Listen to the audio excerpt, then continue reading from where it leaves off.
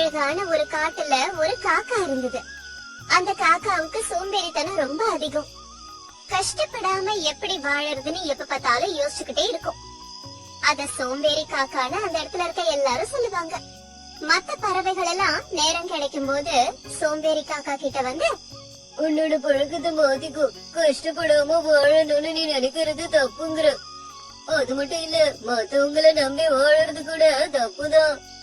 உன்னோட ஆதாயத்தை நீயே தேடிக்கிட்டு வாழ கத்துக்கோய அப்படின்னு சொல்லுச்சு. ஆனா அந்த சோம்பேறி காக்கா இந்த மாதிரி நல்ல அறிவுரைகள் எதையும் காதுல வாங்காது. தினந்தோறும் கஷ்டப்படாம வாழறது எப்படிங்கறத யோசிச்சுக்கிட்டே இருந்தது அந்த காக்கை. ஒரு நாள் அதுக்கு மிகப்பெரிய யோசனை வந்தது. இந்த புறாக்கள் இருக்கிற கூண்டுக்குள்ள போயிட்டோம்னா நிம்மதியா ஜாலியா வாழலாம். ஆகாரம் எல்லாமே கஷ்டப்படாம வாய்க்கே வரும் அப்படின்னு நினைச்சது. ஆனா அதுக்கு ஒரே ஒரு தடை இருக்கு.